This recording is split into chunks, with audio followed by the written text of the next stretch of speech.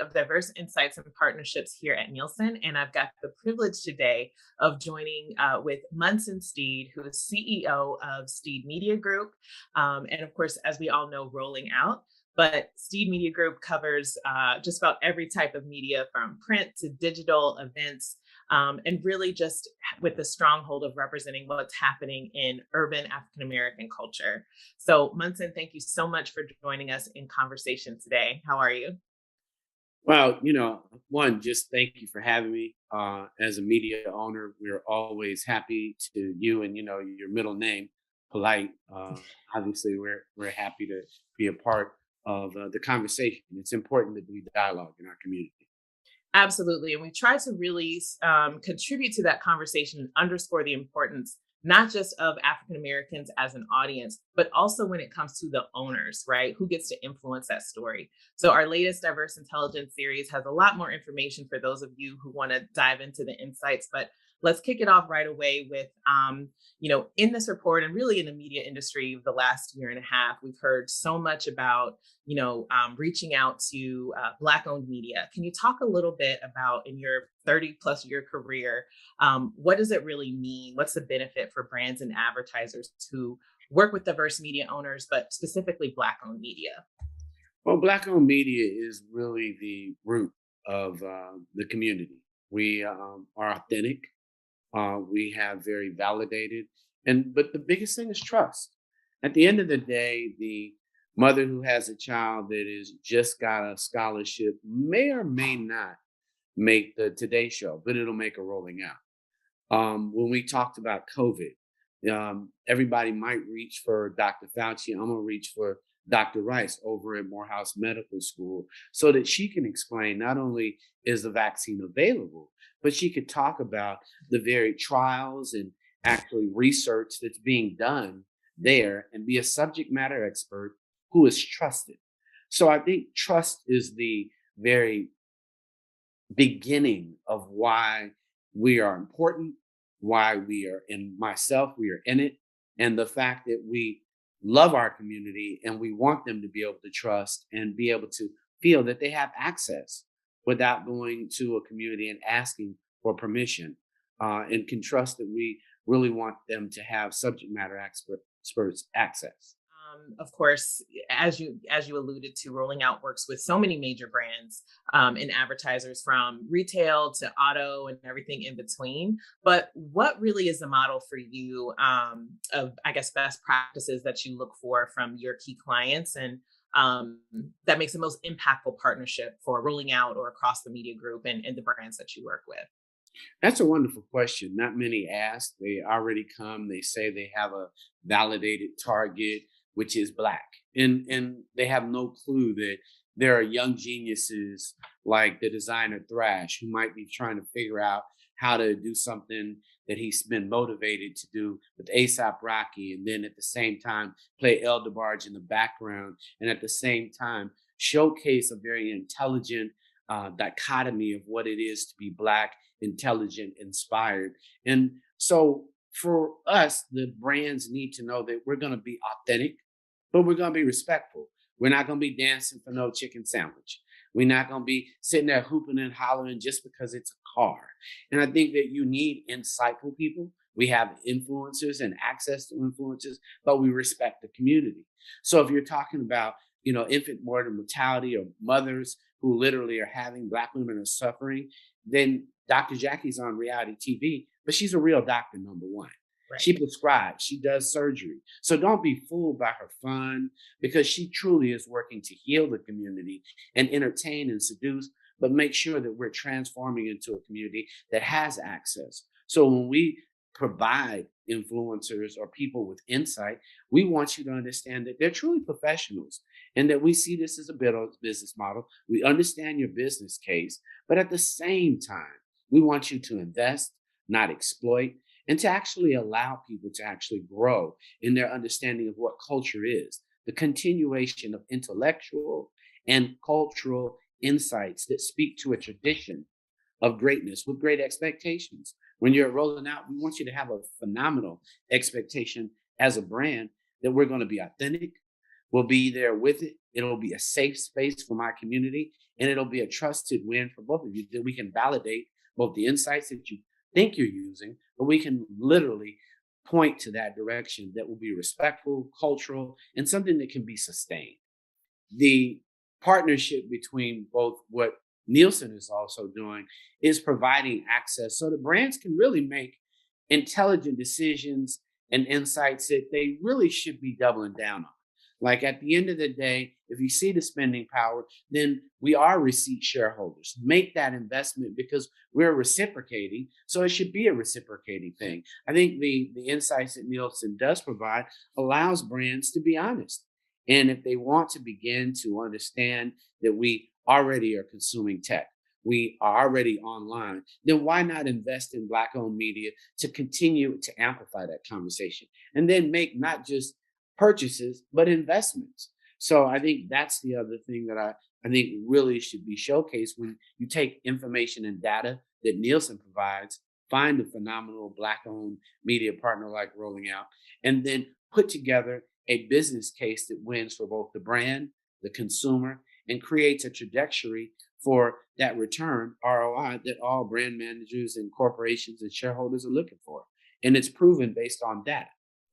100%. And one of the biggest things that we like to call out in this report is, not just the $1.6 trillion in buying power that Black America has, but also the, quarterly over 1 trillion minutes in viewing power that Black America delivers for the media industry. And so on its surface, we represent a match made in heaven for advertisers, right? But to your point, I think one of the most powerful trends to come out of 2020 is that audiences and consumers are really determined to look under the hood and understand, what have you done for me lately? Who's going to profit from my viewership, from my time, from my attention, and they want to know that Black people, other people of color, and allies have a seat at the table, but also have a piece of that equity. But I think there's still a little bit of confusion or misconception about the power and influence and authenticity around Black owned and what that means when brands reach out to partner and purely Black targeted media. So talk to us a little bit about the difference in impact when you work with Black owned media and Black targeted media and how that might be changing. Well, I think there's a change because people have begun to recognize and fund. I think there's not enough of a change as it relates to investment. Like when you think about the debacle of things that have happened where people thought it was Black and it may not have been Black, I think the trust factor as it relates to, you think Charlemagne's probably one of the better examples of a partnership that has grown, a brand that has grown. He's growing people. He has a imprint. He's over at the individuals at Clear Channel with the Breakfast Club. He's over at Comedy Central, but he has a Black PR in Marvette Brito. He literally published a book on Tamika Mallory, which was about a movement. So those investments have allowed him to invest. He's created a Black digital podcasting that he's joint ventured in. So I think that the joint venture, I think the platform ownership is probably the future. When you say for Rolling Out and we're launching an OTT channel called Hotel, and you're thinking that, okay, here it is. Well, now I might want to do a design and dialogue where you have somebody talking like a thrash about Virgil Abloh and how his impact has happened to the culture so that we reminisce that. I may not be as heavy as the crime or showcasing the killing of my community. That's not an offering for me as a Black. I got to cover it. But the fact that Money Black and Young Dolph and all these young brothers are still there, that's not something that as a platform, as a Black owner, I want to perpetuate.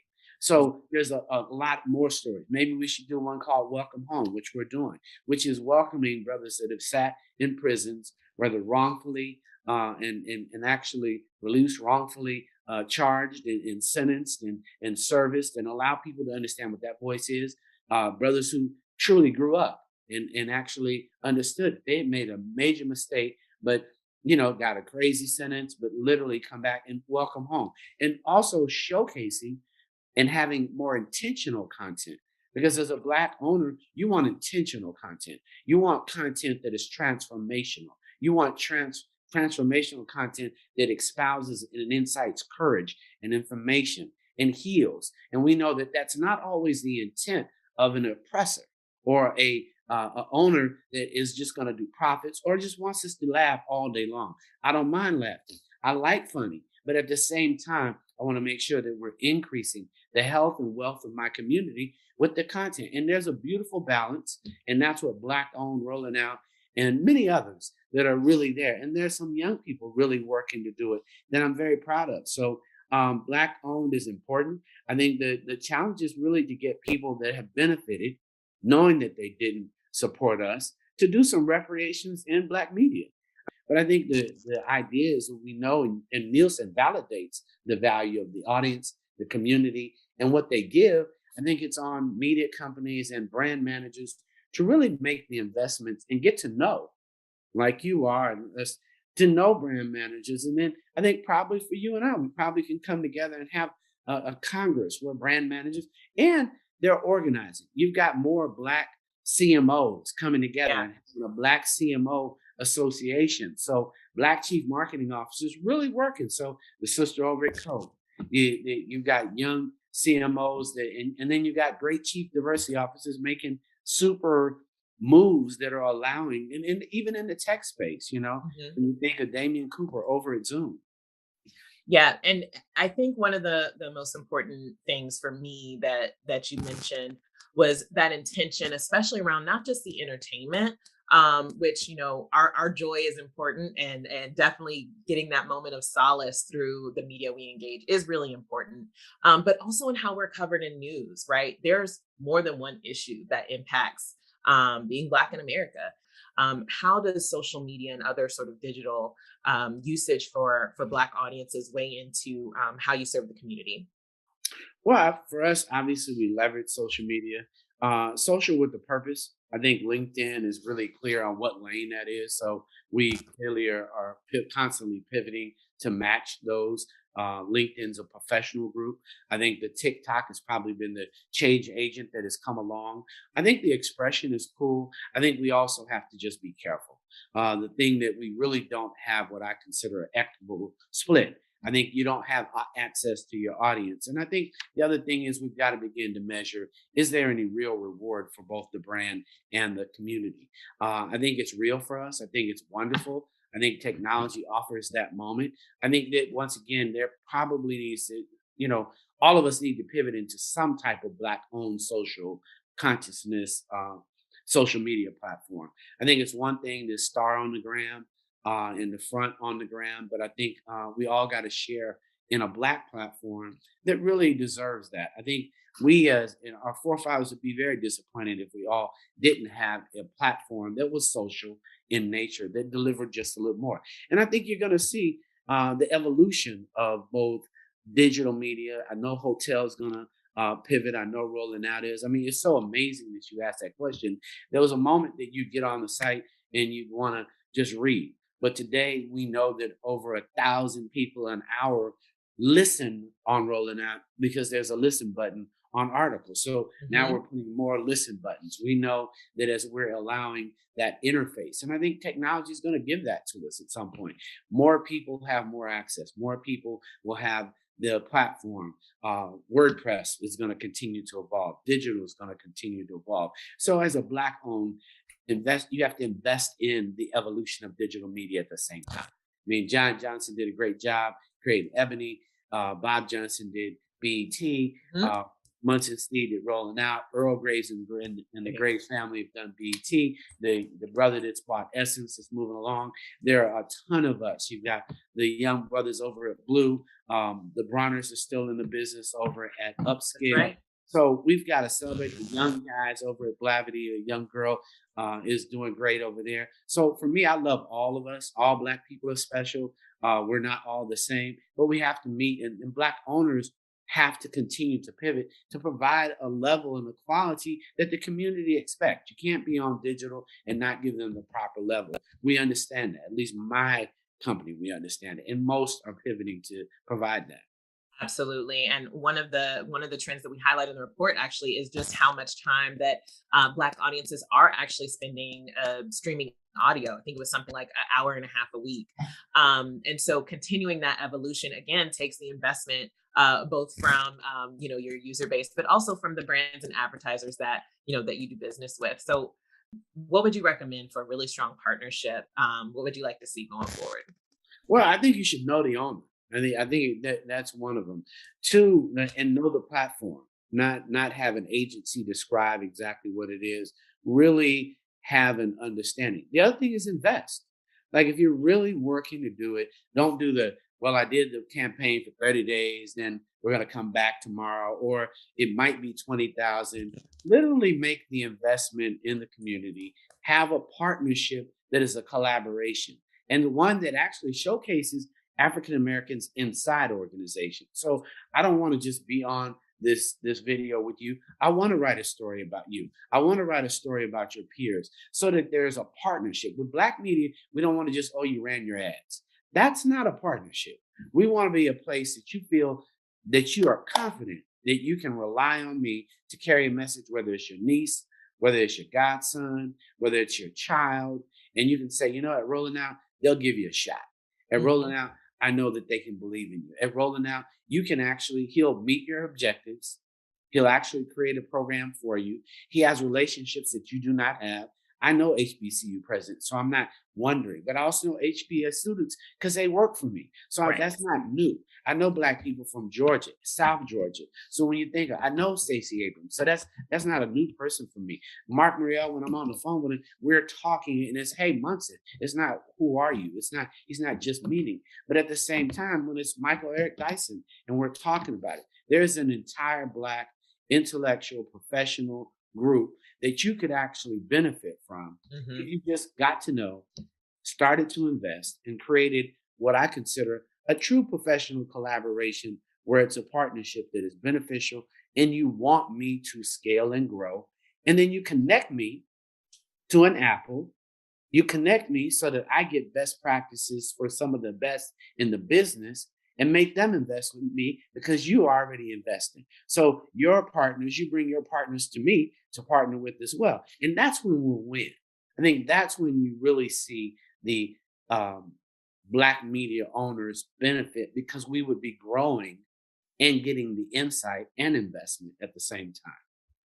Love to see that continuing to work both ways as we increase investment for Black owned media in particular and diverse media owners overall for the benefit of all of us, all of us in the audience. So I want to thank you so much for your time once again and sharing your insight, but also the really innovative business practices that you have going on, not just at Rolling Out, but across the company. Thank you so much for sharing your time and your expertise with us today.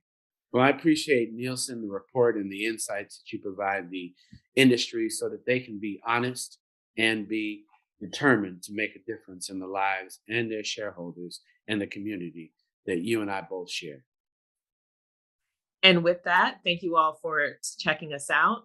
Please continue to go to Nielsen.com to download our reports and other insights. And we will talk to you again soon. Thank you.